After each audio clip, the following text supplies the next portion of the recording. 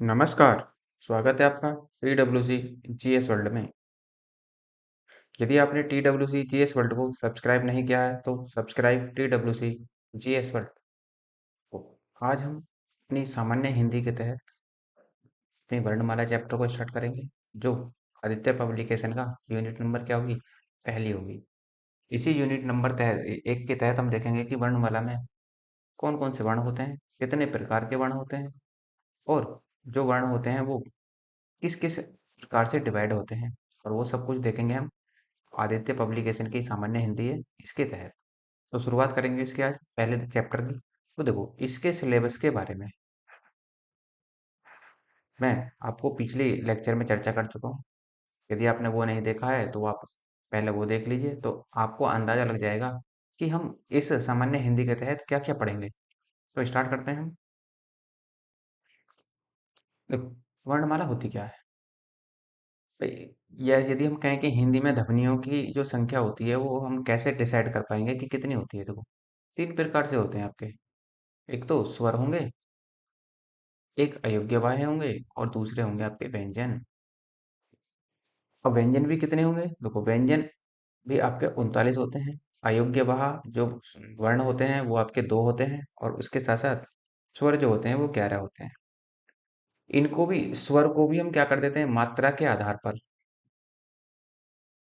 दो प्रकार से बांट देते हैं। मात्रा के आधार पर इसी को हर्ष स्वर कहेंगे। हर्ष स्वर को ही हम क्या कहते हैं, लघु स्वर भी कहते हैं, लघु स्वर। और लघु स्वर को ही हम क्या कहते हैं, छोटा स्वर भी कहते हैं इसको, छोटा स्वर। तो दूसरे होते हैं हमारे दीर्घ स्वर। दीर्घ स्वर को हम क्या कहते हैं, गुरु स्वर भी कहते हैं। और देखो, ह्रस्व स्वर में कौन आते हैं, ए, ई, उ और रै, ऋषि। ये आपके ह्रस्व स्वर में आएंगे, और जो बचे आपके सात वो आपके दीर्घ स्वर की श्रेणी में आएंगे, जैसे आ, ई, बड़ा ऊ, ए, बड़ा ओ, और ओ और बड़ा ओ। इस तरीके से सात के साथ आपके किस में आते हैं, ये दीर्घ स्वर की श्रेणी में आते हैं। अच्छा देखो, ह्रस्व स्वर किन्हें कहते हैं, जिनमें एक मात्रा का समय लगता है, एक मात्रा का समय ह्रस्व स्वर कहलाएंगे। और जबकि जो दीर्घ स्वर होते हैं उनमें द्वि मात्रा का समय लगता है, द्वि मात्रा का समय लगेगा। तो देखो, दीर्घ स्वर को भी हम दो भागों में और बांट देते हैं। कुछ होते हैं हमारे मूल मूल दीर्घ स्वर, और एक होते हैं हमारे संयुक्त दीर्घ स्वर। तो मूल दीर्घ स्वर कौन से होते हैं, तो वो तीन होते हैं आपके, ए, छोटी ई और छोटा ऊ। और वहीं पर संयुक्त दीर्घ स्वर में देखें तो ये चार होंगे हमारे। इसमें आपका ए होगा, बड़ा ए होगा, ओ होगा और बड़ा ओ होगा। इस प्रकार से हम क्या करते हैं, इन स्वरों को बांट देते हैं। देखो, 11 स्वर पहले किस में बटे, दो में, ह्रस्व और दीर्घ में। फिर उसके बाद में दीर्घ स्वर भी किस में बटा, मूल दीर्घ स्वर और संयुक्त दीर्घ स्वर में फिर से डिवाइड हो गए।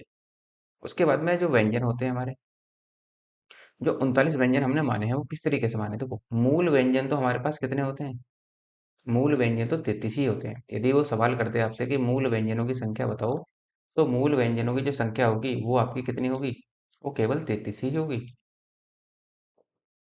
उसके बाद में ये इनको किस तरीके से डिवाइड किया गया है, तो स्पर्श व्यंजन आपके 25 होते हैं, अंतस्थ व्यंजन आपके चार होते हैं। कौन कौन से होते हैं अंतस्थ व्यंजन, ये, रे, ले और वह, ये आपके अंतस्थ व्यंजन होते हैं। और संयुक्त व्यंजन भी कितने होते हैं हमारे पास, चार होते हैं। तो जो संयुक्त व्यंजन चार होते हैं, तो कौन कौन से संयुक्त व्यंजन होते हैं, जो दो, इसी दो वर्णों के योग से बनते हो मिलकर। जैसे आपका छह छतरी, तय त्रिशूल वाला, गय ज्ञानी वाला, और आपका सहस्त्री वाला, ये जो है आपके संयुक्त व्यंजन कहलाते हैं। ये किस किस अक्षर के मेल से बनते हैं वो हम देख लेंगे अभी थोड़ी देर में। और फिर होते हैं उच्छिप्त या द्विगुणी व्यंजन। उच्छिप्त या द्विगुणी व्यंजन आपके ये होते हैं। इस प्रकार से हम इनको बांटने का प्रयास करते हैं व्यंजनों को। तो मूल व्यंजनों की संख्या आपकी केवल 33, स्पर्श व्यंजन 25, अंतस्थ व्यंजन 4, संयुक्त व्यंजन 4, और उच्छिप्त या द्विगुणी व्यंजन। उच्छिप्त या द्विगुणी व्यंजन उन्हें कहा जाता है जो दो गुण रखते हों। जैसे ढह ढक्कन लिखो, ये है। और इसका एक रूप और भी देखने को मिल जाता है, इसके नीचे बिंदी लगा दो तो यह खाली बन जाता है। ऐसे ही ये डे डे है, और इसके नीचे आप बिंदी लगा दो तो ये भी खाली बन जाता है। तो ये क्या है, ये दोनों के दोनों क्या है, उच्छिप्त व्यंजन है। ये क्या करते हैं, द्विगुणी होते हैं, कभी तो एक रूप दिखाएंगे कभी दूसरा रूप दिखाएंगे, तो इसी वजह से क्या कहा जाता है ना, उच्छिष्ट व्यंजन की संज्ञा दी जाती है या द्विगुणी व्यंजन की संज्ञा दी जाती है। अब देखो जो स्पर्श व्यंजन है हम उन्हें किस तरह से बांटते हैं। तो स्पर्श व्यंजन जो होते हैं हमारे पास वो होते हैं टोटल 25। किस तरीके से, जो आप यहाँ पर देख रहे हैं स्पर्श व्यंजन में हमने कोडिंग कर रखी है, देखो इसी कोडिंग के आधार पर जो आपको कोडिंग दिखाई दे रही है ये, इसी कोडिंग के आधार पर हम सब कुछ इसमें पढ़ लेंगे कि किस प्रकार से कौन कौन से व्यंजन कहाँ कहाँ यूज होते हैं। देखो जैसे इनको भी हमने नाम दे रखा है, जैसे आप यहाँ पर देख सकते हैं वर्णों के नाम किस वर्ण में आते हैं ये, जैसे कंठ, तालुव्य, मूर्धन्य, दंत, ओष्ठ। कंठ का मतलब गले से, जो गले से बोले जाते हैं। तालुव्य का मतलब जो ताल जो होती है हमारी जीभ जो ऊपर ऊपर जाकर लगती है, जो उनसे बोले जाते हैं। मूर्धन्य का मतलब जो आपके अंदर से बात निकल कर आती हो। दंत का मतलब जो दांत से, यहाँ दांत आपस में भिड़ेंगे ना, तो वहां पर वो दंत व्यंजन कहलाएंगे। उसी तरह से ओष्ठ, बिना ओष्ठ हिलाए या बिना दोनों होठों को मिलाए आप बोल नहीं सकते। जैसे आप पै बोल कर देखना, आप खुद भी महसूस करो। देखो मैं आपके सामने नहीं हूँ लेकिन आप बोल कर देखो एक बार कि पै किस तरीके से बोलेंगे आप। क्या बिना होठ हिलाए आप पै बोल सकते हैं? क्या बिना होठ हिलाए आप फै बोल सकते हैं? क्या बै बोल सकते हैं? क्या बह बोल सकते हैं? क्या मैं बोल सकते हैं? चेक करके देख लो खुद ही अपने आप से, तो आपको अंदाजा लग जाएगा कि कौन कौन से वर्ण आपके कहाँ कहाँ से बोले जाते हैं। अब ये जो है कंठ जो है ये किस वर्ग में आते हैं, तो कंठ जो आता है वो कै वर्ग में आता है। तालुव्य जो आता है वो च वर्ग में आता है। और मूर्धन्य जो आता है वो तय वर्ग में आता है। और उसके साथ साथ दंत जो आता है वो तय वर्ग में आता है। और फिर ओष्ठ से वो जो होते हैं वो पै वर्ग के होते हैं। तो देखो इसका मतलब क्या है, जैसे वो कहते हैं कि कै वर्ग, निम्न में से कौन सा वर्ण कै वर्ग में आता है, तो कै वर्ग को आप कैसे ही स्टार्ट करेंगे, जैसे कै, है, गे, है और डै, ये आपके कै वर्ग के दिखेंगे। देखो पांच पांच व्यंजन होंगे इसमें। उसी तरीके से आप च वर्ग देखेंगे तो च वर्ग को भी आप किससे स्टार्ट करोगे, च से ही स्टार्ट करोगे। जैसे च, छ, जय, छह और नियम से स्टार्ट कर दोगे। उसके साथ साथ फिर आप देखेंगे टै वर्ग को, तो टै वर्ग को भी टै से ही स्टार्ट कर दो। है, डै, डह और न। उसके बाद तै वर्ग को भी आप टै से स्टार्ट कर दो, तो तै, है, दै, धै और न, इससे बनेगा। और फिर आपका लास्ट बचता है पै वर्ग। पै वर्ग में आपके क्या होगा, पै, है, बै, भै और मैं। इस प्रकार से हमारा जो ये वर्गों की श्रेणियां बनती हैं। जी जो कै मान लो कै वर्ग का है तो कै वर्ग से ही स्टार्ट होगी वो उसकी श्रेणी, चय वर्ग का है तो चय वर्ग से ही स्टार्ट होगी, टय वर्ग का है तो टय वर्ग। अर्थात इसने वर्ग विभाजन के लिए इनके क्या कर दिए, पहले पहले वर्ण पकड़ लिए सबके, और क्या कर दिया उसने, वर्ग विभाजन कर दिया उसका सबका। तो इस प्रकार से हम क्या देखते हैं, कै वर्ग में क्या आएगा, कै, खे, गे, घे, डे। चय वर्ग में आएगा च, छ, जय, झ, निय। टय वर्ग में आएगा आपका टै, ठै, डै, ढै, ढै। तय वर्ग में आएगा तै, थे, दै, धै, नै। और पै वर्ग में आएंगे आपके पै, फै, बै, भै। और देखो इनको याद करने का एक शॉर्ट तरीका भी है। शॉर्ट तरीका कैसे, देखो इसे हम केटीएम दा से यूज कर सकते हैं। केटीएम दा, के फोर कंठ, टी फोर तालुव्य, एम फोर मूर्धन्य, दै फोर दंत, ए फोर ओष्ठ। इस प्रकार से भी हम याद कर सकते हैं इनको। तो शॉर्टकट की हमारे पास क्या होगी, के टी एम द। के टी एम दा से हम इसे याद कर सकते हैं, के फोर कंठ, टी फोर तालुव्य, एम फोर मूर्धन्य, द फोर दंत और आ फोर ओष्ठ। ओष्ठ से बोले जाने व्यंजन, ओष्ठ से बोले जाने वाले व्यंजन कौन से होते हैं, और दंत से बोले जाने वाले व्यंजन कौन से होते हैं। जैसे देखो दंत को देखो आप, दंत में यदि हम देखें तो आप तय बोल नहीं सकते बिना दांत को आई, नीचे के जबड़े को ऊपर के जबड़े के दांतों से मिलाए बिना बोल नहीं सकते। तो देखो तय, थ, तय, तय, थ, तय, तय, न। तो क्या हो रहा है, जो हमारी टंग है वो जीभ है वो हमारे दांत से जाकर भिड़ेगी ही भिड़ेगी। इस तरीके से क्या करेंगे हम, इस तरीके से इन्हें पढ़ने का भी शुरू करेंगे। तो देखो ध्यान रखना कि एक दो बार आपको दिक्कत होगी, लेकिन क्या होगा कि एग्जाम में आप फिर इसकी टेबल बना सकते हैं। और यदि आपने दो चार बार रिवीजन कर लिया तो फिर टेबल की कोई आवश्यकता नहीं होगी। आपको खुद ही अंदाजा लगना शुरू हो जाएगा कि कौन सा वर्ग, कौन सा वर्ण किस वर्ग में रखा हुआ है। तो इस तरीके से हम इनको याद करने का प्रयास करेंगे। दूसरा होता है, देखो ये है हमारे स्वर। स्वर को भी यहीं देख लेते हैं हम। वो तो स्वर आते हैं हमारे क वर्ग में, या फिर जो कंठ से बोले जाते हैं स्वर। कंठ से कौन कौन से बोले जाते हैं, ए और आ, ये कंठ से बोले जाते हैं। जबकि तालुबे से कौन से बोले जाते हैं, छोटी ई और बड़ी ई, दोनों तालुबे से बोले जाते हैं, ई ई। तो ये तालुबे। और जो मूर्धन्य से बोले जाते हैं वो रे ऋषि का होता है, और दंत से कोई भी स्वर नहीं बोला जाता, ये आप ध्यान रखेंगे। ओष्ठ से ऊ, दोनों, छोटा ऊ भी और बड़ा ऊ भी। तो इस प्रकार से हम क्या देखते हैं कि स्वर को भी हमने थोड़ा थोड़ा यहीं पर ही देख लिया। तो कंठ से बोले जाने वाले ए और आ, च या तालुबे से बोले जाने वाले ई और ई, उसके साथ साथ मूर्धन्य से बोले जाने रे ऋषि का, और ओष्ठ से बोले जाने वाले ऊ और बड़ा ऊ। जबकि दंत से जो भी हम वर्ण स्वर बोलते हैं वो ऐसा कोई स्वर है ही नहीं जो हम दंत से बोलते हैं उसको। अब देखो, जो एक से लेकर चार तक है, ये वाले जो एक से लेकर चार तक, इनको बोलते हैं हम शुभ अक्षर। ये शुभ अक्षर की श्रेणी में आते हैं, एक से लेकर चार तक। शुभ अक्षर क्यों कहते हैं? क्योंकि इन्हीं अक्षरों से किसी भी कविता का शुभारंभ होता है। इसी वजह से क्या करते हैं, हम इन्हें शुभ अक्षर कहते हैं। और जो ये पांचवें अक्षर हैं, ये वाले जो पांचवें अक्षर कौन से, डे, निया, न, न और मैं, इनसे इन्हें बोला जाता है पंचमाक्षर, और इन्हें बोला जाता है दग्धाक्षर। दग्धाक्षर। दग्धाक्षर की जगह आप इन्हें अशुभ अक्षर भी बोल सकते हैं। अशुभ अक्षर। तो दग्धाक्षर और अशुभ अक्षर भी कहते हैं, क्यों? क्योंकि इनसे किसी भी कविता का शुभारंभ नहीं होता। इसी वजह से क्या होता है, इन्हें दग्धाक्षर कहा जाता है, अशुभ अक्षर कहा जाता है, और पंचमाक्षर भी कहा जाता है। पंचमाक्षर तो इसलिए कहा जाता है क्योंकि ये पांचवें नंबर पे है, इसलिए इन्हें पंचमाक्षर भी नाम दे दिया जाता है। इस प्रकार से हम जो स्पर्श व्यंजन देखे हमने, वो स्पर्श व्यंजन इसी प्रकार से आपके आगे बढ़ते हैं। तो ध्यान रखेंगे कि किस प्रकार से टेबल बनेगी और क्या क्या किस तरह से कंडीशन बनेगी। तो देखो, इसमें हमारे अल्प प्राण भी होते हैं और महाप्राण भी होते हैं। तो जो अल्प प्राण होते हैं, प्रत्येक वर्ग का 1 3 5 होता है, मतलब अल्प प्राण आप ऐसे याद रख लो, विषम।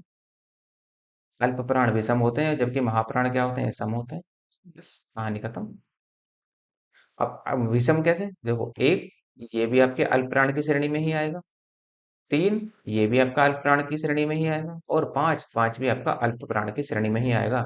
बाय द वे, वो ऑप्शन में कह दे कि बताइए कि निम्न में से कौन सा अल्प प्राण नहीं है, वो उसने कह दे दिया, गह दे दिया, और घ दे दिया, और फिर ख दे दिया। अब पूछता है कि कौन सा अल्प प्राण नहीं है, तो कौन सा अल्प प्राण नहीं है आपका?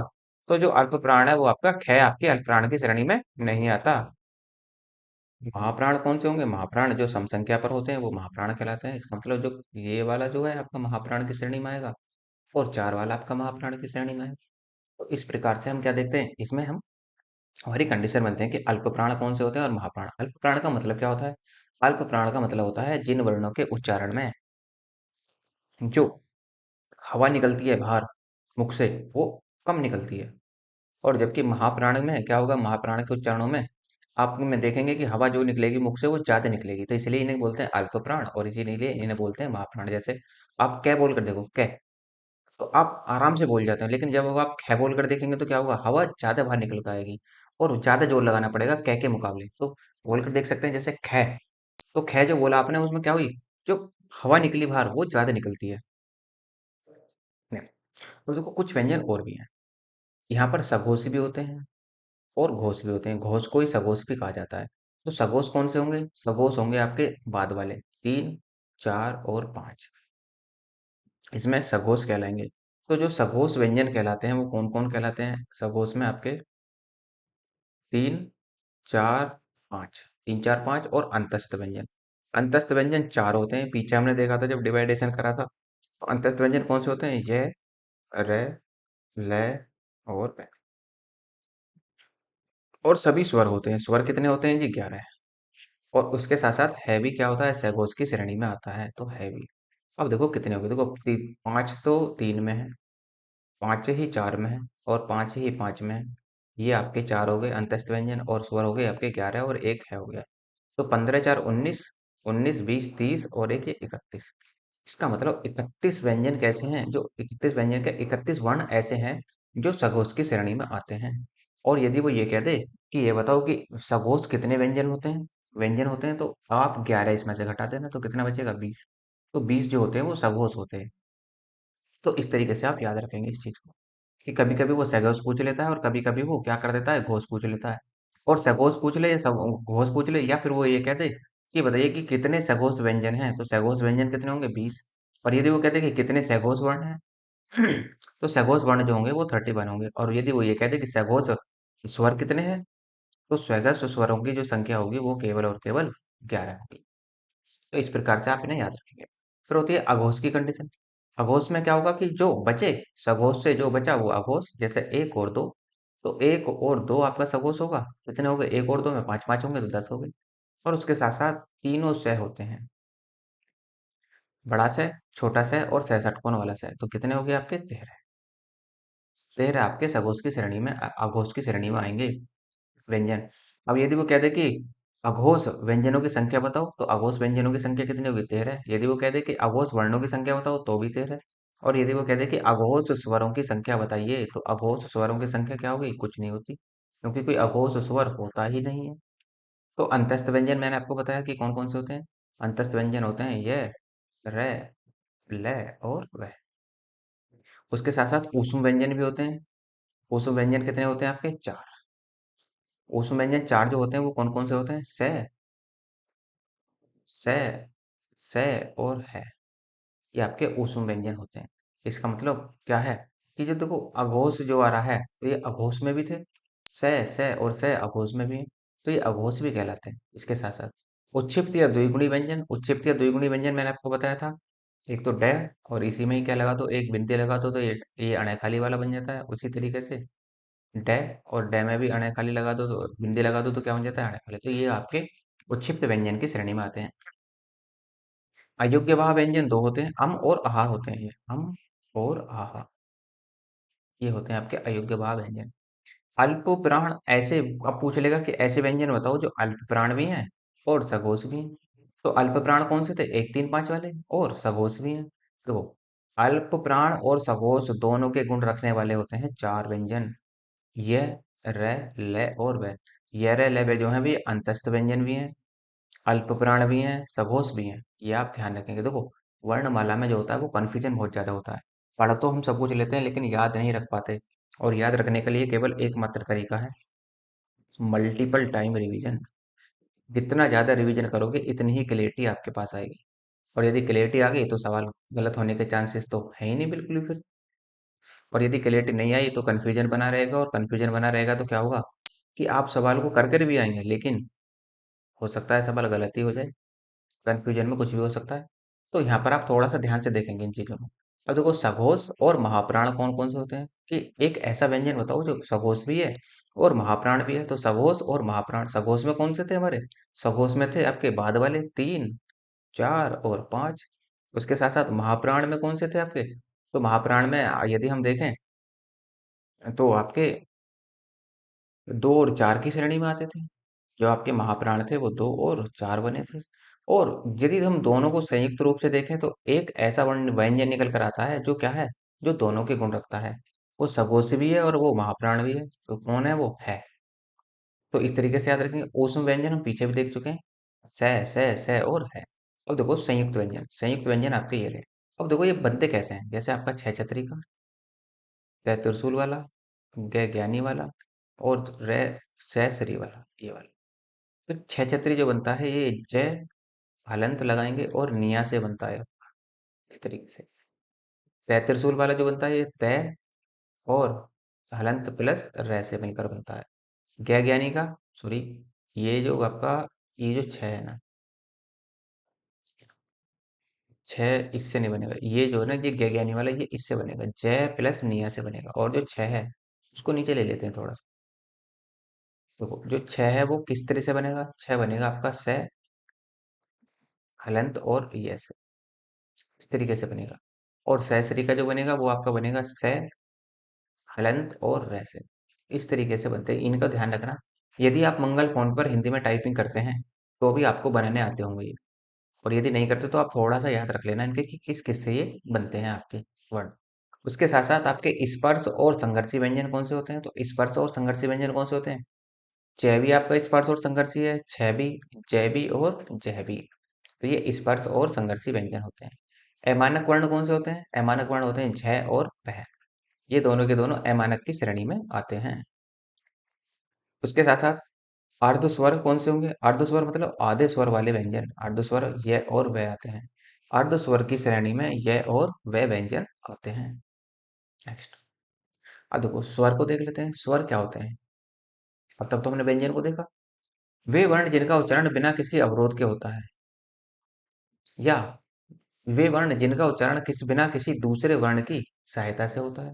देखो, आप व्यंजन का उच्चारण, जो आप हमने व्यंजन देखे, अपने 33 व्यंजन देखे, उनका उच्चारण आप बिना स्वर की सहायता से नहीं कर सकते, क्योंकि हर व्यंजन में क्या छुपा हुआ है? स्वर छुपा हुआ है, और इसका स्वर निकालने के लिए क्या करना पड़ता है हमें? हलंत लगाना पड़ता है। किसी भी व्यंजन में हलंत लगा दो तो वो स्वर रहित हो जाता है। इस प्रकार से, और जो स्वर होते हैं जो बोले जाते हैं वो बिना किसी की सहायता के बोले जाते हैं। इसीलिए कहता है कि वे वर्ण जिनका उच्चारण बिना किसी अवरोध के हो या बिना किसी दूसरे वर्ण की सहायता से हो, ये अपना अस्तित्व जो रखते हैं वो एक स्वतंत्र अस्तित्व रखते हैं स्वर। लेकिन लेकिन व्यंजन जो होते हैं, व्यंजनों के पास अपना कोई स्वतंत्र अस्तित्व नहीं होता। जबकि ये किसकी सहायता से बोले जाते हैं? व्यंजन ये स्वर की सहायता से बोले जाते हैं।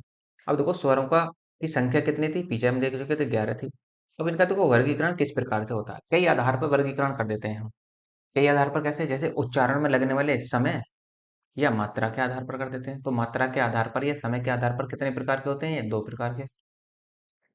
ह्रस्व स्वर, इसी को लघु स्वर भी कहते हैं, और इसी को ही हम क्या कहते हैं? छोटा स्वर भी कहते हैं, और इसी को ही एक मात्रिक स्वर भी कहा जाता है। फिर देखेंगे आप दीर्घ स्वर, और फिर दीर्घ स्वर को ही गुरु स्वर भी कहा जाता है। और दीर्घ स्वर और गुरु स्वर में क्या होता है? द्वि मात्रा का समय लगता है। अब कैसे याद रखेंगे? ह्रस्व स्वर कौन से होंगे? वे स्वर जिनके उच्चारण में एक मात्रा का समय लगता है, उन्हें ह्रस्व स्वर कहते हैं या लघु स्वर कहते हैं। और जबकि दीर्घ स्वर किन्हें कहेंगे? वे स्वर जिनके उच्चारण में द्वि मात्रा का समय लगता है, उन्हें हम कहेंगे दीर्घ स्वर या गुरु स्वर कहेंगे। तो इनके क्या होगा? अब देखो ये कह रहा है उच्चारण में कम समय लगेगा, बिल्कुल लगेगा। एक मात्रा में तो कम समय लगता है, और जबकि उच्चारण में अधिक समय लगेगा, इसका मतलब क्या है? एक मात्रा से अधिक का समय लगेगा। इसलिए कहते हैं कि द्विमात्रा का समय लगता है। और एक मात्रिक से और द्विमात्रिक आप किस में देखोगे? छंदों में देखोगे कि वहां पर एक मात्रा और द्विमात्रा किस तरह से लगती हैं। और देखो ह्रस्व स्वर कौन से होते हैं? ए, छोटी ई, छोटा ऊ और रै ऋषि का, ये आपके ह्रस्व स्वर होते हैं। 4 होते हैं। और जबकि जो दीर्घ स्वर होते हैं वो 7 होते हैं। बड़ा आ, ओ आ, बड़ी ई, बड़ा ऊ, ए, बड़ा ए, ओ और बड़ा ओ। तो ये आपके दीर्घ स्वर की श्रेणी में आएंगे। अब देखो एक और विभाजन हो जाता है कि रचना के आधार पर या संरचना के आधार पर या बनावट के आधार पर या निर्माण के आधार पर या व्युत्पत्ति के आधार पर। मतलब सबका एक ही है। कभी भी कुछ भी पूछ सकता है आपसे कि वो रचना भी कह सकता है कि रचना के आधार पर स्वरों का विभाजन कीजिए, या बनावट के आधार पर स्वरों का विभाजन कीजिए, या व्युत्पत्ति के आधार पर स्वरों का विभाजन कीजिए। तो ये सब आपको ध्यान रखना है कि किस प्रकार से इनका विभाजन होता है। अब देखो रचना, संरचना, बनावट, निर्माण, व्युत्पत्ति के आधार पर भी ये 2 प्रकार के होते हैं। एक तो होते हैं मूल स्वर, इन्हीं को ही जड़ स्वर भी कहते हैं, इन्हीं को ही नैसर्गिक भी कहते हैं। नैसर्गिक मतलब प्राकृतिक। प्राकृतिक ये एक दूसरे के पर्यायवाची बनेंगे। बीजाक्षर भी इन्हीं के ही बोलते हैं। बीजाक्षर का मतलब जो यदि अक्षरों का बीजारोपण हुआ, बाकी जो अक्षर बने वो इन्हीं से बने। अब जैसे दूसरे होते हैं कृत्रिम स्वर जो बनाए जाते हैं, और कुछ होते हैं संधि स्वर। मतलब संधि में भी क्या होते हैं? बनाए जाते हैं। और कृत्रिम का मतलब होता है आर्टिफिशियल। आर्टिफिशियल का मतलब कृत्रिम रूप से, या फिर आप ये कह लो मानव द्वारा निर्मित। जबकि नैसर्गिक प्राकृतिक द्वारा निर्मित कौन से हैं? तो ये 4 ही हैं आपके केवल।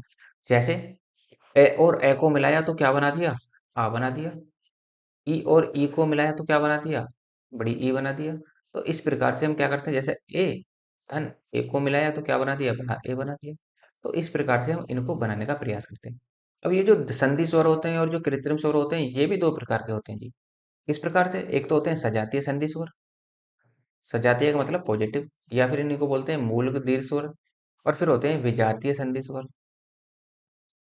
तो देखो निर्माण इनका कैसे होता है? समान स्वर से होता है। वे स्वर जिनका निर्माण समान एक से स्वरों से ही होता है, उन्हें क्या कहते हैं? सजातीय। और जिनका निर्माण समान स्वरों से नहीं होता, उन्हें विजातीय कहते हैं। जैसे ए और ई, ए धन एक ए को मिलाओ तो क्या बनेगा? आ बनेगा। ई धन ई को मिलाओ तो क्या बनेगा? बड़ी ई। जैसे ए ई को मिलाओ तो क्या बनेगा? ए बनेगा। इसका मतलब क्या हुआ? देखो ए अलग है और ई अलग है, इसलिए क्या हो गया? विजातीय हो गया। और क्या बना दिया इन्होंने? नया वर्ड ए बना दिया। ऐसे ही ए धन ए को मिलाएं तो क्या बनेगा, बड़ा ए बन जाएगा। इस प्रकार से क्या होगा कि रचना संरचना बनावट के आधार पर भी हम इनको दो भागों में बांट सकते हैं। जीव के आधार पर भी हम इन्हें बांट सकते हैं स्वरों को। जीव के आधार पर कैसे, देखो जीव का अग्रभाग, यदि आप इसे एक तरीके से जीव मान लें, बस बता रहा हूँ एक बार के लिए, तो ये जो जीव का आगे वाला भाग होगा ये वाला, इसको अग्रभाग कहेंगे, अग्रभाग। फिर जो ये होगा बीच वाला, ये जो मध्य वाला भाग होगा ये वाला आपका, इसी को ही हम क्या कहते हैं, मध्य भाग कहते हैं, मध्य भाग। और जो पश्च वाला भाग होगा, ये जो पीछे वाला भाग है, इसको हम बोलते हैं पश्च भाग। तो जीव को इस तरीके से हमने डिवाइड कर दिया। तो जीव का अगला भाग ऊपर नीचे उठता है, जैसे बोल कर देखो आप, ई ए ए ए रे ऋषि का। तो यदि आप इन्हें बोलोगे तो क्या होगा, जीव का अगला भाग जो होगा वो ऊपर नीचे उठेगा, तो वो जीव का अग्रभाग होगा। मध्य भाग में क्या होगा, उच्चारण में मध्य भाग ऊपर उठता है, जैसे बोल कर देखो ए। तो देखो जब आप ए बोलकर देखोगे तो क्या होगा, जो आपके जीव का बीच वाला भाग है वो थोड़ा सा ऊपर उठा प्रतीत होगा आपको। फिर पश्च भाग, पश्च भाग में क्या होगा, जीभ का पिछला भाग सामान्य रूप से ऊपर उठता है, जैसे आप बोलकर देख सकते हैं, आ उ उ ओ ओ आ। तो इस तरीके से जो हम देख रहे हैं कि हम इन्हें बोलकर देखेंगे, देखो आप शर्माना मत, बोलने का प्रयास जरूर कर, और यदि आप नहीं बोलेंगे तो ये याद नहीं रह पाएंगे आप लोगों के। तो इसलिए सब चीज को भूलकर आप इन्हें याद करने का प्रयास करना और महसूस करना इन चीजों को, क्योंकि हिंदी तो हमारी अपनी मातृभाषा है, और यदि हम अपनी मातृभाषा को बोलने में ही संकट का माहौल उत्पन्न करेंगे तो वहां पर कैसे बात बनेगी। तो अगला पॉइंट है आपका मुख खुलने के आधार पर, कि मुख खुलने के आधार पर किस प्रकार से हम इन्हें बांट सकते हैं। तो देखो मुख खुलने के आधार पर हम इन्हें चार भागों में बांट सकते हैं, संवृत स्वर, विवृत स्वर, अर्ध संवृत स्वर और अर्ध विवृत स्वर। कैसे कैसे देखो, मुख सबसे कम खुलता है संवृत स्वर में, जब आप बोलोगे तो मुख सबसे कम खुलेगा, जैसे ई उ ऊ रे ऋषि का। इसका मतलब क्या है कि हमने बोला तो है इनको, लेकिन हमारा जो मुंह है वो कम खुला है। और जबकि मुख विवृत स्वर में क्या होता है, सबसे अधिक खुलता है, जैसे बोलेंगे आ। तो जब आप बोल कर देखेंगे ना तो आपको खुद भी एहसास हो जाएगा कि आपका जो मुंह ई ई बोलने में कम खुल रहा है या आ बोलने में ज्यादा खुल रहा है, तो आप वहां पर महसूस कर पाएंगे। और अर्ध स्वर कैसे होते हैं, आधे से कम खुलता है, मतलब मुख जो होगा वो आधे से कम खुलेगा, जैसे ओ ओ में आपका आधे से कम मुंह खुलता है। ऐसे ही अर्ध स्वर में मुख आधे से ज्यादा खुल जाता है, अर्ध अर्ध विपरीत स्वर में, जैसे बोलेंगे ए ओ आ। तो इस प्रकार से हम क्या करते हैं कि मुख खुलने के आधार पर भी इनको बांट देते हैं। अब देखो ये जो है ना, ये पॉइंट जो ये पीजीटी के हिसाब से दिया है। देखो किताब तो क्या है, किताब सबके लिए अलग अलग नहीं बनाई जाती, किताब समान होती है। अब आपको उसमें अपने हिसाब से क्या छांटना है वो आपको देखना होगा। नेक्स्ट, ओष्ठ या मुखाकृति के आधार पर भी हम ओष्ठ के आधार पर और मुख आकृति के आधार पर भी इन्हें बांट देते हैं, और वो भी किसमें, दो भागों में फिर से बांट देते हैं। जैसे आप देखेंगे वर्तुल स्वर, इन्हीं को ही गोलाकार स्वर भी कहते हैं, और इन्हीं को ही वृत्त मुखी भी कहते हैं, और इन्हीं को ही वृत्ताकार भी कहते हैं, अलग अलग नाम है। ऐसे ही अवर्त मुखी स्वर, उन्हीं को ही प्रशुद्ध स्वर भी कहते हैं, और इनको ही अवृत्ताकार स्वर भी कहा जाता है। इसमें क्या होगा, जो वर्तुल स्वर होते हैं इनमें उच्चारण करते समय ओष्ठ गोल हो जाते हैं। बनाकर देखो, जैसे ऊ ओ ओ, आप बनाकर देखेंगे तो आपको अपना मुख क्या होगा, खुलता, गोल, जो होठे हैं आपके दोनों वो गोल होते नजर आएंगे आपको। ऐसे ही ओष्ठ जो होते हैं वो फैल जाते हैं इसमें, जब आप इसमें बोलेंगे, जैसे बोलेंगे ए आ ई ई ए ए। तो इसमें क्या करते हैं, होठ फैलने का कार्य करते हैं, जबकि इसमें होठ जो होते हैं वो गोल बनने का प्रयास करते हैं। तो जैसा उच्चारण होगा, हमारा जो मुखाकृति होगी वो उसी तरह से बनने का प्रयास करेगी। नेक्स्ट, जो हमने तीसरा देखा था अयोग्य वाह, अयोग्य वाह कौन से होते हैं, वे ध्वनियां जिनका किसी वर्ण से योग नहीं होता, उन्हें हम क्या कहते हैं, अयोग्य वाह कहते हैं। इनको अम और आह कहते हैं। अम ये होता है और आह ये होता है आपका, किसी के पीछे टू डॉट लगा देते हैं और अंकी बिंदी लगा देते हैं तो वो अम बन जाता है। अब इसी को ही हम क्या कहते हैं, इसी को ही अनुस्वर भी कहते हैं, और इसी को ही हम क्या कहते हैं, विसर्ग कहते हैं। आपने देखा होगा जब विसर्ग संधि पढ़ेंगे, जैसे आप लिखते हैं प्रातः, तो प्रातः ऐसे लिखते हैं या प्रातः ऐसे लिखते हैं, आप टू डॉट लगा देते हैं बाद में, तो हम ऐसे लिखते हैं, ये हमारा राइट होगा। जो हमारा अगला चैप्टर है यूनिट नंबर 2, वो वर्तनी पर ही आधारित है, तो हम वर्तनी को भी हम देख लेंगे आसानी से कि किस तरीके से बनेंगे। तो ये जो लगेंगे ये अंकी बिंदी होती है, और ये आपकी क्या होती है, विसर्ग वाली बिंदी होती है। तो इनका जो उच्चारण स्थान होता है अम का या अनुस्वार का, वो कहाँ से होता है, नासिका से, अर्थात नाक से। नाक से हवा बाहर निकलेगी यहाँ पर। और ए का जो उच्चारण, जो विसर्ग का उच्चारण स्थान होगा, वो विसर्ग का उच्चारण स्थान क्या होगा, कंठ से होगा। आप बोल कर देखो ए, तो क्या से निकल रही है, कंठ से ध्वनि आती है निकल कर। ऐसी यदि हम ए बोलेंगे तो कैसे निकलेंगे ए, तो क्या निकलेगी, नाक से हवा बाहर निकलेगी। और घोषत्व के आधार पर ये कैसे हैं, घोषत्व के आधार पर ये सघोष हैं, और घोषत्व के आधार पर ये भी सघोष की श्रेणी में ही आते हैं। और प्राणत्व के आधार पर, प्राणत्व के आधार पर जो अनुस्वर है वो आपका अल्प प्राण की श्रेणी में आता है, जबकि जो विसर्ग है वो आपका महाप्राण की श्रेणी में आता है। देखो अल्प प्राण में हमने कौन कौन से देखे थे, तो एक आया था, तीन आया था और पांच आया था। महाप्राण में कौन आएगा, दो आएगा और चार आएगा। तो ये उस श्रेणी में आता है, और जबकि ये इस श्रेणी में आते हैं अनुस्वार जो होते हैं आपके। कुछ पॉइंट हैं जो दिए हुए हैं आपकी बुक में। तो जो स्वर स्वतः उच्चरित होते हैं, ये आप ध्यान रखेंगे, अर्थात इनके उच्चारण में अन्य किसी ध्वनि की सहायता नहीं लेनी पड़ती। मतलब क्या है कि स्वर जो होते हैं स्वतः उच्चारित होते हैं, जबकि जो व्यंजन होते हैं, व्यंजनों को हम बिना स्वर की सहायता से नहीं बोल सकते। वो ये कहने का प्रयास कर रहा है इस लाइन में। तो रे ऋषि का प्रयोग केवल तत्सम शब्दों में होता है, ये भी आप ध्यान रखेंगे, अतः इसे तत्सम स्वर भी कहते हैं। ठीक। नेक्स्ट है आपका आ। आ जो होता है ये वाला, अंग्रेजी से हिंदी में आया है तथा ग्रहण कर लिया गया है। इसी कारण इसे क्या कहा जाता है, आगत स्वर कहते हैं। तथा यह आ तथा ओ के बीच की ध्वनि है। मतलब ए, आ और ओ के बीच की ध्वनि क्या है, ये आ। जैसे आप लिखते हैं हॉस्पिटल, तो हॉस्पिटल कैसे लिखेंगे, हॉस्पिटल, इस तरीके से लिखते हैं। लेकिन यदि हम कहें कि अंग्रेजी, तो अंग्रेजी कैसे लिखोगे, अंग्रेजी।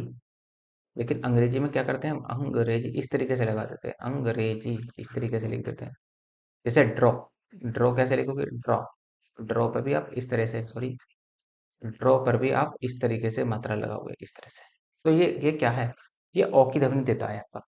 स्वरों के उच्चारण में श्वास की मात्रा कम लगती है, अतः सभी स्वर कैसे होते हैं, अल्प प्राण होते हैं। ये ध्यान रखना कि ये मैंने आपको पीछे भी लिखवाया कि अल्प प्राण कितने बनाए थे, जो हमने व्यंजन बनाए थे या वर्ण बनाए थे, वो कितने बनाए थे, 31 बनाए थे, जिनमें 11 क्या थे, स्वर थे।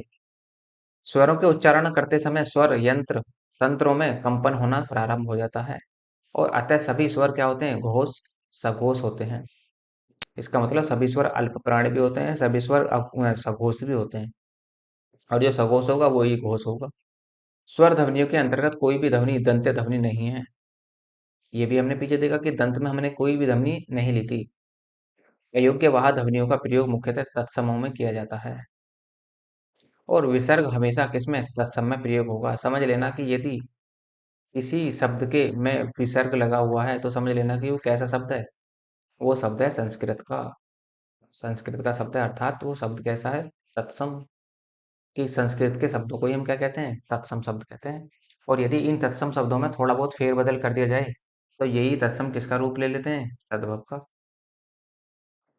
तद्भव का ये रूप ले लेते हैं आपके। Next. फिर है विराम चिन्ह। विराम चिन्ह को देखते हैं। देखो इसमें जो हमारे विराम चिन्ह आते हैं, विराम क्या होते हैं, जो कामता प्रसाद गुरु जी हैं वो कहते हैं कि ये जो विराम चिन्ह है ये अंग्रेजी से आए हुए हैं,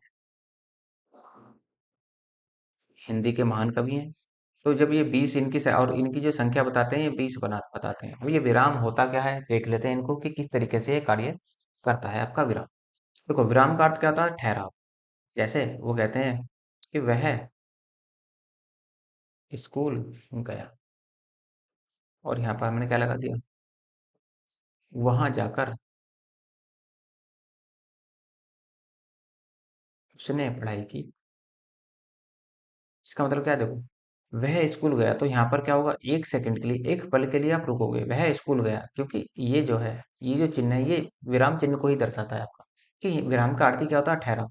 इसका मतलब यहाँ पर सेंटेंस आपका पूरा हो गया, और पूरा हो गया तो आप थोड़ा सा ठहराव लेंगे, पल भर के लिए ठहराव लेंगे, और फिर से अगले सेंटेंस को पढ़ेंगे। जैसे वह स्कूल गया, वहां जाकर उसने पढ़ाई की। तो इस तरीके से क्या है कि थोड़ा सा विराम लिया जाता है, और लेकिन विराम किस तरह से लिया जाता है, वो ये बताएंगे कि 20 प्रकार से हम किस प्रकार से विराम ले सकते हैं। जैसे भाषा के लिखित रूप में अभिव्यक्ति को सरल, सहज, रोचक, स्पष्ट बनाने के लिए जिन चिन्हों का प्रयोग किया जाता है उन्हें हम क्या कहते हैं? विराम चिन्ह कहते हैं। कामता प्रसाद गुरुजी ने इन्हें अंग्रेजी से लिए वो बताया है। और वे पूर्ण विराम को छोड़कर शेष सभी विराम चिन्हों को अंग्रेजी से संबद्ध करते हैं। मतलब जो पूर्ण विराम होता है ये वाला हमारा पूर्ण विराम, इसे तो ये हिंदी का मानते हैं, बाकी ये किसी को भी हिंदी का नहीं मानते। जो 19 है आपके, 20 में से 19 शब्द अंग्रेजी से लिए हुआ मानते हैं। इसका मतलब विराम चिन्हों की जो संख्या है वो कितनी है? 20। देख लेते हैं वन बाई वन कौन से होते हैं। जैसे देखो, अल्प विराम, अल्प विराम ये वाला होता है, कोमा वाला। अर्धविराम, अर्धविराम ये आपका होगा, पर डॉट लगेगा, एक बिंदु कॉमा नीचे लगेगा फिर, इस तरीके से। पूर्ण विराम में, पूर्ण विराम में आप ये डंडा सीधा खींचेगा, प्रश्नवाचक चिन्ह में क्वेश्चन मार्क लगेगा आपका। आश्चर्य चिन्ह में आपका एक्सक्लेमेटरी वाला जो होता है, ये 33 से बनता है। मंगल पॉइंट पर यदि आप टाइपिंग करते हैं, ऑल्ट प्लस 33 डायल कर देना, टाइप कर देना, और वहां पर आपको ये बन जाएगा। फिर देखेंगे आप निर्देशक, संयोजक, योजक और सामसिक। तो ये जो होते हैं योजक संयोजक वाले, ये डैश लगा देते हैं किसी के भी आगे, तो वो क्या बन जाता है? योजक चिन्ह या संयोजक चिन्ह बन जाता है। कोष्टक भी हमारे क्या होते हैं? 3 प्रकार के होते हैं। इसे बोलते हैं छोटा, इसे मझला और इसे बड़ा कोष्टक बोलते हैं। फिर होते हैं अवतरण चिन्ह। अवतरण चिन्ह 2 प्रकार के होते हैं। एक तो देखो ये वाले, सिंगल डॉट लगा देते हैं। फिर होते हैं ये उद्धरण चिन्ह। इसमें जब हम 2 डॉट लगाते हैं, 2-2 डॉट के साथ, यदि हमें किसी भी वर्ड को हाईलाइट करना है तो हम इसे किसके अंदर बंद कर देते हैं? अवतरण चिन्ह के अंदर बंद कर देते हैं। फिर होता है उपविराम। उपविराम को ही अपूर्ण विराम भी कहते हैं। तो ये 2 डॉट वाला होता है उपविराम। और विवरण चिन्ह, विवरण चिन्ह का मतलब होता है कि विवरण देना है। जैसे आपने कोई पॉइंट लिख दिया, जैसे वर्णमाला लिखा, वर्णमाला, इसका मतलब जब आपने ये विवरण चिन्ह दिया तो इसका मतलब क्या है कि वर्णमाला के बारे में अब आप क्या है, उसकी डेफिनेशन वगैरह बताने जा रहे हैं। तो वो क्या होता है, उससे आगे हम क्या देते हैं? विवरण देते हैं उसका, इस तरीके से। पुनरुक्ति सूचक चिन्ह होते हैं। पुनरुक्ति सूचक में क्या होता है? देखो ये तो जो होते हैं ये इस तरीके से बनते हैं, ऊपर इस तरह से घूम कर आते हैं। ये जो पुनरुक्ति सूचक होते हैं वो इस तरीके से घूम कर जाते हैं, नीचे से घूमते हैं, इस तरीके से। तो ये होते हैं आपके पुनरुक्ति सूचक शब्द।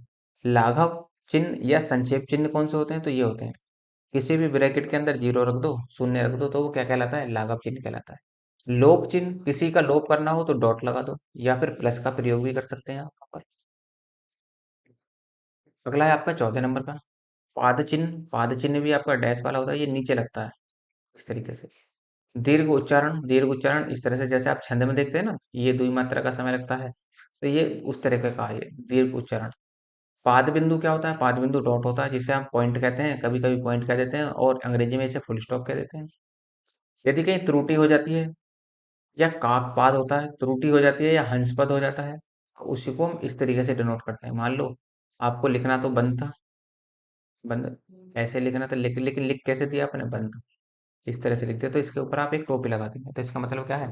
एग्जामिनर समझ जाएगा कि काटने की बजाय क्या कर दिया उसने, उसको इस तरीके से दिखाने का प्रयास करा है। टीका सूचक, इसी पर टीका टिप्पणी करनी हो, व्याख्या करनी हो, तो उसके लिए हम इनका प्रयोग करते हैं। स्टार का भी प्रयोग कर देते हैं, प्लस का भी, और दो का भी प्रयोग कर देते हैं हम। तुल्यता सूचक या समता सूचक चिन्ह, आपने देखा होगा पूरा मैथ इसी पर ही टिका हुआ है कि बिना तुल्यता सूचक चिन्ह के आप मैथ के सवाल हल ही नहीं कर सकते। तो इस तरीके से ये जो है, इसे हम क्या बोलते हैं? बराबर का भी चिन्ह बोलते हैं, बराबर। और इसे हम क्या कहते हैं? इक्वल भी कहते हैं। इक्वल का चिन्ह भी इसको कहा जाता है। फिर आप देखेंगे समाप्ति सूचक। समाप्ति सूचक में यदि आपको किसी भी चैप्टर की समाप्ति करनी है, तो आप उसके नीचे इतना लिख देना। जो जिन्होंने विराम चिन्ह पढ़े होंगे, जो समझदार व्यक्ति होगा वो समझ जाएगा कि ये इसका मतलब क्या है। इसका मतलब क्या है कि इससे आगे क्या है? कुछ नहीं है, एंड हो गया चैप्टर का। फिर समाप्ति सूचक में हम कहते हैं पूर्ण सूचक चिन्ह। पूर्ण सूचक चिन्ह में 3x, 3 क्रॉस लगा देते हैं, तो इसका मतलब ये कि क्या है? ये अपूर्ण सूचक का को बोध कराता है।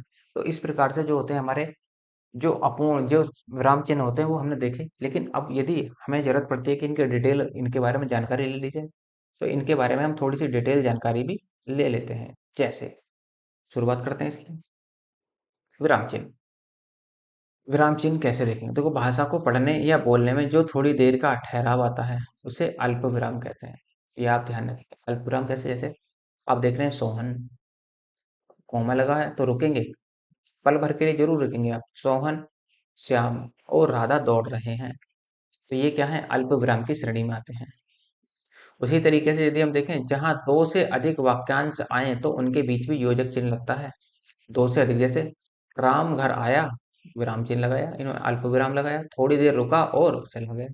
तो ऐसा नहीं है कि राम घर आया तथा थोड़ी देर रुका या और थोड़ी देर रुका और नहीं लगा सकते आप यहाँ पर, वरना क्या हो जाएगा, वर्तनी की दृष्टि से पूरा सेंटेंस गलत हो जाएगा।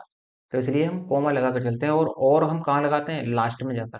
जैसे फॉर एग्जाम्पल, राम, श्याम, मोहन, सोहन और गीता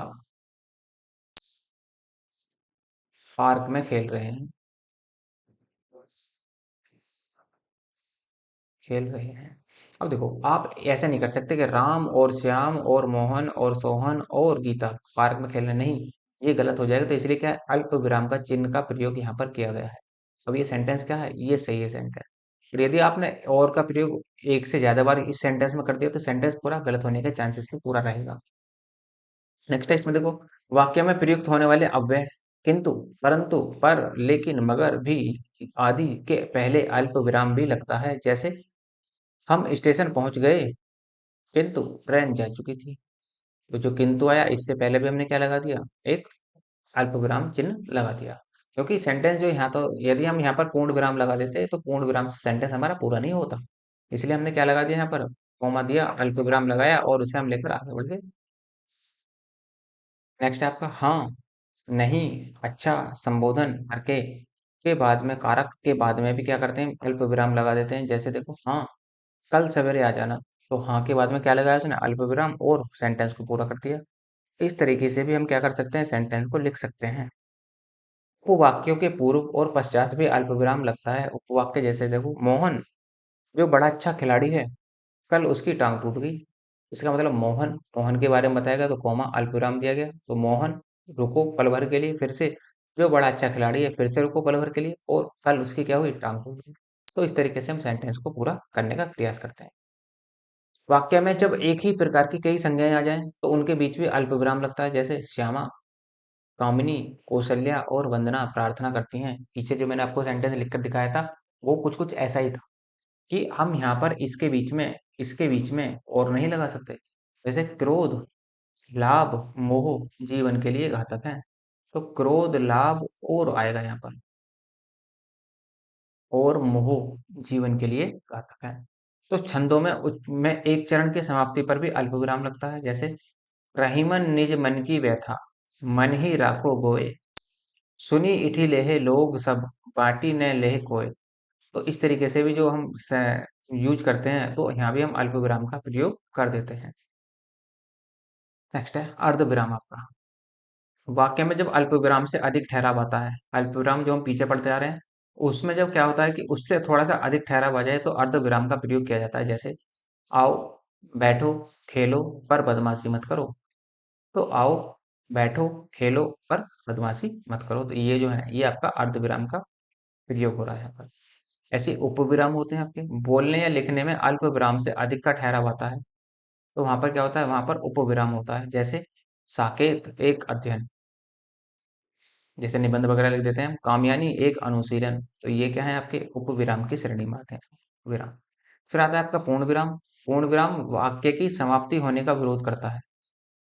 कहाँ लगाएंगे, जब हमारा वाक्य या सेंटेंस पूरा हो जाएगा उसके जस्ट बाद लगाएंगे। जैसे राम पुस्तक पढ़ता है, तो राम पुस्तक पढ़ता है, तो यहाँ पे हमने क्या लगा दिया, पूर्ण विराम। उसी तरीके से कहानी उपन्यास लिखने में वह डाकू, ये भी आप इस तरह से पूर्ण विराम लगा सकते हैं। कितना भयानक था उसका चेहरा आदि, तो ये भी आपका क्या है, पूर्ण विराम की श्रेणी में ही आता है। नेक्स्ट प्रश्नवाचक, बचपन से यूज करते आ रहे हैं प्रश्नवाचक को, जिसे हम क्वेश्चन वर्ड बोलते हैं। तो पूर्ण अर्थ बताने वाले प्रश्नवाचक वाक्यों के अंत में यह लगता है। जैसे तुम कब आओगे, जब भी आप प्रश्न पूछोगे, जब भी आप क्वेश्चन वर्ड का प्रयोग करोगे। वह क्यों नहीं आया, इस तरीके से। तुम घर कब जाओगे, तो इस तरीके से आप क्या करेंगे, प्रश्नवाचक चिन्ह का प्रयोग करेंगे। विस्मयादि बोधक, विस्मयादि बोधक कैसे होते हैं, जहां पर हर्ष होता है, मत हर्ष मतलब खुशी, शोक, प्रसन्नता, उत्साह, आश्चर्य, घृणा आदि के भाव की अभिव्यक्ति की जाती है, वहां पर किसका प्रयोग करेंगे हम, वहां पर हम विस्मयादि बोधक चिन्ह का प्रयोग करेंगे। और विस्मयादि बोधक चिन्ह कौन सा, ये वाला देखो, आहा, तुम्हें पाकर कितना आनंद आ रहा है। तो इसमें क्या है, किसका व्यक्ति हो रही है, अभिव्यक्ति हो रही है हर्ष की। अरे जादूगर ने लड़की को गायब कर दिया, तो वहां क्या हुआ? आश्चर्य। तो ये किसको दर्शा रहा है? यहाँ पर आश्चर्य को, यहाँ किसको दर्शा रहा है? यहाँ हर्ष हर्ष को दर्शा रहा है। नेक्स्ट है आपका उद्धरण चिन्ह या अवतरण चिन्ह।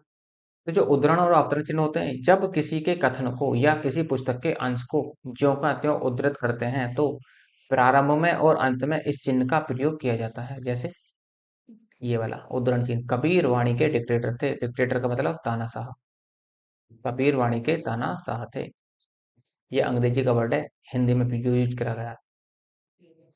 फिर आपका संयोजक चिन्ह। संयोजक का मतलब जब दो वर्णों को एक साथ जोड़ने का प्रयास किया जाता है, तो दो सहचर भी एक साथ भी एक से भी हो सकते हैं, और दो विपरीतार्थक अर्थात विलोम रूप में भी हो सकते हैं। वो शब्दों के मध्य चिन्ह का प्रयोग किया जाता है। जैसे रंग रूप, ये दोनों कैसे हैं? सहचर हैं। रंग रूप।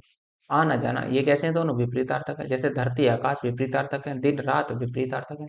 तो इस तरह का प्रयोग जो बीच में हम चिन्ह लेते हैं, उसको ही हम बोलते हैं संयोजक चिन्ह।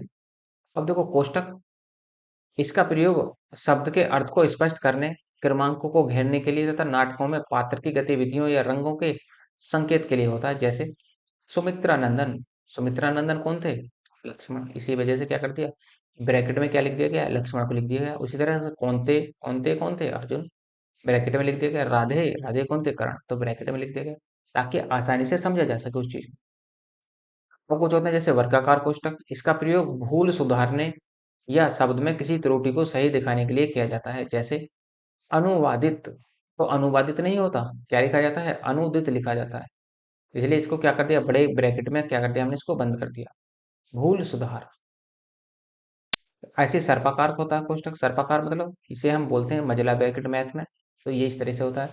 इसका उपयोग एक वाक्य के ऐसे शब्दों को मिलाने में होता है जो अलग अलग पंक्ति में लिखे जाते हैं और जिनका संबंध किसी एक साधारण पद से होता है। नेक्स्ट है आपका विवरण चिन्ह। तो विवरण चिन्ह किस तरह से होगा? किसी स्थान, वस्तु, व्यक्ति के वर्णन में चिन्ह इस चिन्ह का प्रयोग किया जाता है। जैसे उत्तर प्रदेश में कई बड़े नगर हैं, जैसे, अब जैसे लगाया विवरण चिन्ह दिया, अब विवरण में क्या दूंगे? एक दो नगरों के नाम लिख दो, जैसे लखनऊ, कानपुर, प्रयागराज, वाराणसी। ये सब क्या है आपके? इससे आगे हम क्या करते हैं, विवरण चिन्ह को, जैसे हम विवरण चिन्ह लगाएंगे उसके बाद में उसका हम एक्सप्लेनेशन देना प्रारंभ करेंगे। फिर होता है आपका पुनरुक्ति चिन्ह। पुनरुक्ति चिन्ह मतलब एक ही वस्तु को बार बार दोहराने से बचने के लिए हम इसका प्रयोग करते हैं। जैसे जैसे मान लो ये वस्तु के नाम लिखे हुए हैं और यहाँ पर वो हम किस ले रहे हैं, जो वस्तु को हम कितना ले रहे हैं वो हम यहाँ पर देख रहे हैं। जैसे मैं आपसे कह दूं चीनी 5 किलो दे दो, आटा 5 किलो दे दो, तो यहाँ पर 5 किलो लिखने की जरूरत नहीं है। इसी वजह से क्या है, पुनरुक्ति सूचक चिन्ह लगा दिया। जैसे हम मैथ में लगाते थे ना, इस तरीके से, तो वही हमने पुनरुक्ति सूचक यहाँ पर लगा दिया। जैसे चावल भी आपको 5 किलो चाहिए, तो 5 किलो फिर भी डैश लगा दिया। तो इस तरीके से देने वाला भी समझ जाता है और लेने वाला भी समझ जाता है। पूरे शब्द का अगला है लाघव चिन्ह। लाघव चिन्ह में क्या होगा, पूरे शब्द के स्थान पर उसका प्रारंभिक शब्द रखकर उसमें क्या ब्रैकेट के अंदर जीरो लगा देते हैं, तो लाघव चिन्ह बन जाता है। जैसे जैसे हम देखें ये प्रे डा है, तो दोनों तीनों के आगे क्या लगा दी, जीरो, और इसका अर्थ क्या बना, प्रदान डाक। तो इस तरीके से हम शॉर्ट में लिख देते हैं। इस आपका अगला है लोक चिन्ह। इसे स्थान पूरक चिन्ह भी कहा जाता है। जब किसी का उद्धरण देते समय और उसमें कुछ छोड़ना चाहते हैं, तो उसे छोड़े हुए भाग को ही लोप चिन्ह लगाकर संकेतित कर देते हैं। जैसे लेखक ने, यहाँ पर हमें कुछ चीज छोड़नी है तो डैश डैश डॉट डॉट लगाकर छोड़ दिया। जैसे कई विषयों की पुस्तकों की रचना की थी। अब जैसे कई पुस्तकों की रचना की, तो यदि आपको किसी उस लेखक की एक ही पुस्तक को दिखाना है, तो बाद में आप यहाँ पे लिख दो ऊपर। तो इसलिए चिन्ह यहाँ पर, ये जगह यहाँ पर छोड़ दी जाती है। उसी प्रकार क्या होगा, पाद चिन्ह होता है हमारा। तो जिन शब्दों पर अधिक ध्यान दिलाने की आवश्यकता होती है, उनके नीचे एक लाइन खींच दी जाती है। इसी को पाद चिन्ह या रेखा कहा जाता है। जैसे हस्तिनापुर की राजधानी इंद्रप्रस्थ थी, तो जैसे मान लो इसके नीचे एक रेखा खींच दी, ये अंडरलाइन कर दिया इसको, इस पर ही क्या जाएगा, लेखक का ध्यान जाएगा। अगला है आपका दीर्घ उच्चारण चिन्ह। दीर्घ उच्चारण चिन्ह हिंदी में प्लेतु स्वरों के उच्चारण में इसका प्रयोग किया जाता है, और इसका प्रयोग छंद में भी किया जाता है हिंदी में। जैसे नहीं, ये जो आपको दिख रहे हैं एस एस, तुम मत आना, हे राम, ये आपका हे प्रभु। तो इस तरीके से लगाकर क्या क्या कर देते हैं हम, हे राम। अब इसका मतलब क्या है, इसका मतलब ये है कि आप क्या राम का जो नाम लेते हैं वो बार बार लेते हैं, हे राम। इसका मतलब ये है कि अब राम का जो नाम आने वाला है वो बार बार आने वाला है, हे राम। इस तरीके से जैसे हम डेड डैश लगाकर मैथ में दिखा देते हैं ना कि ये श्रेणी आगे तक जा रही है, तो उसी प्रकार से हम यहाँ भी इसको दिखाने का प्रयास करते हैं। फिर है आपका पाद चिन्ह। पाद चिन्ह हिंदी में अरबी, फारसी से आए शब्द के नीचे लगने वाले चिन्ह को पाद चिन्ह कहते हैं। जैसे आप देख रहे हैं के नीचे रे लगा हुआ है, तो अरबी फारसी में ये हमेशा लगता है। जैसे आप देखते हैं खजाना, तो आप खजाना किस तरह से लिखते हैं? खजाना इस तरह से नहीं, ये भी गलत है। अब खजाना सही होगा, इस तरीके से हम खजाना लिखेंगे। ठीक। उसी तरीके से हंस पद होता है, त्रुटि पद बोलते हैं जिसे। लिखने में कोई अक्षर छूट जाता है तो उसकी जगह हंस पद लगाकर वह शब्द लिख देते हैं। जैसे मैं तुम्हें देना चाहता हूँ, क्या देना चाहता हूँ पता नहीं, तो यहाँ पर त्रुटि पद लगाया और क्या लिख दिया, ऊपर इसके क्या लिख दिया, कुछ लिख दिया, तो मैं तुम्हें कुछ देना चाहता हूँ। फिर अगला है आपका टीका सूचक चिन्ह। टीका सूचक चिन्ह में क्या होगा? पृष्ठ के नीचे या हाशिए पर कोई सूचना देने के लिए तारांकित या एक धन या दो धन का चिन्ह का या कोई अंक लिख देते हैं। शोध ग्रंथों की पाद टिप्पणियों में इसे स्थान दिया जाता है। फिर होते हैं तुल्यता सूचक। तुल्यता का मतलब बराबर। शब्दार्थ दिखाने या गणित में तुल्यता सूचक करने में इस चिन्ह का प्रयोग किया जाता है। जैसे पाषाण बराबर किसके होता है? पत्थर के। मतलब पाषाण को भी हम क्या कहते हैं? पत्थर ही कहते हैं। पत्थर को क्या कहते हैं? पाषाण कहते हैं। जैसे धरा, धरा को क्या कहते हैं? पृथ्वी, पृथ्वी को क्या कहते हैं? धरा। इसका मतलब दोनों ही बराबर होंगे। उसी तरीके से समाप्ति सूचक चिन्ह। तो समाप्ति सूचक किसी लेख अथवा पुस्तक या फिर अध्याय की समाप्ति पर इस चिन्ह का प्रयोग किया जाता है। जैसे आप अब आप देखो यहाँ पर मैंने आपको ये चिन्ह दिखाया। इसका मतलब क्या है? इसका मतलब ये है कि यदि आपने कुछ इस तरीके से लिख दिया तो इसका मतलब ये है कि ये चैप्टर आगे का क्या हो गया? समाप्त हो चुका है। तो इसका ये इस बात को ये दर्शाने का प्रयास करता है। तो देखो यदि आप दैनिक जीवन में इन चिन्हों का प्रयोग करेंगे तो याद रखने की कोई आवश्यकता नहीं। और यदि आप दैनिक जीवन में इनका प्रयोग नहीं करेंगे, क्या होगा? तो आपको क्या होगा कि आप जो हिंदी लिखेंगे वो हिंदी लिखी भी गलत जाएगी, और जब आप लिखोगे गलत तो बोलोगे भी गलत, और जब आप बोलोगे गलत तो क्या होगा? पेपर में गलती करके आओगे, क्योंकि जब आपने पढ़ा और लिखा गलत है तो क्या होगा? पेपर में भी आपको क्या होगा? गलती लिखोगे। तो इसी तरीके से आप दैनिक जीवन में इन्हें सुधारने का प्रयास कीजिए। तो जब भी आप कुछ हिंदी में लिखें या बोलें तो शुद्ध बोलने का प्रयास करना। तो उससे क्या होगा? आपको इन चीजों को कभी भी याद रखने की जरूरत नहीं पड़ेगी। तो देखो ये जो हमारा वर्णमाला वाला चैप्टर था ये तो हो जाता है फिनिश पूरी तरीके से। और जब ये वर्णमाला वाला चैप्टर फिनिश हो जाता है तो देखो इसमें क्या होगा? अब इसकी रह जाती है प्रैक्टिस। प्रैक्टिस मैं करवाऊंगा आपको अगली वीडियो में। तो इसके लिए आपको अगले अगले दिन का इंतजार करना होगा, और उसके साथ साथ यदि आपको इसकी पीडीएफ चाहिए तो आप टेलीग्राम ज्वाइन कर लीजिए, डिस्क्रिप्शन में लिंक दिया हुआ है। और यदि आप टेलीग्राम यूज नहीं कर रहे हैं तो व्हाट्सएप पर ज्वाइन कर लीजिए। व्हाट्सएप का लिंक भी आपको कहाँ मिलेगा? डिस्क्रिप्शन में मिलेगा। ठीक। तो आज इसके लिए इतना ही रखेंगे। Thank you.